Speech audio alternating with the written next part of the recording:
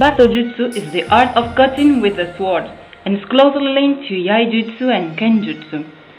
Its creation is attributed to Hayashizaki Jinsuke Shigenobu, 1542 to 1621, who had received a divine inspiration to develop it as an art. While iaijutsu study is based on drawing the sword from the saya, Battojutsu is related to a continuous movement, drawing the sword and performing the cut. The line that separates these disciplines is very tenuous. Batto is trained in three ways: individually, suguri, sequences against an opponent, kata, and test cutting, tameshigiri. It is an art that aims maximum efficiency coupled with the speed of performance. However, it's necessary to emphasize that this speed comes naturally after years of exhaustive training, not making any technical execution in a careless way. This is the kind of mistake that can result in a poor technique and, what is worse, in injury.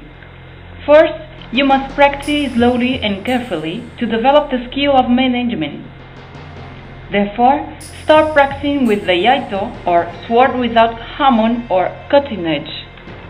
Several battle techniques have been developed to cover situations where the samurai could find himself in dangers who could lead him to unexpected confrontation.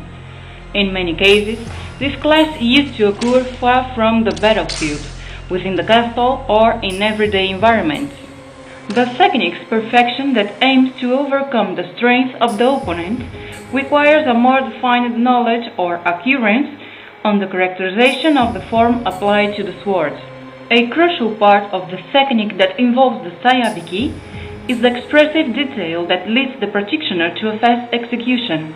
This, in turn, must be in harmony with the right hand that respects the limit required by the sayabiki. However, some analyses about the speed factor are essential as an isolated method of searching perfection within the technique. The speed in the sport, as also in the arts of war, manifested itself in different ways and is classified into two groups. Pure speed depends on the central nervous system and genetic factors, may only be minimally trained, and occurs only in very short and explosive performance or with minimal external resistance.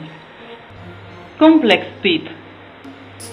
It is dependent on the other functional capabilities such as strength and endurance.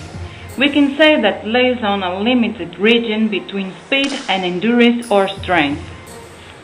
The speed is a factor of physiological performance which suffers visible losses with age, so the sooner it is performed, the better its efficiency. A fact that emphasizes a bit more the matter of the definitive profile of the physiological basis of the speed is set very early,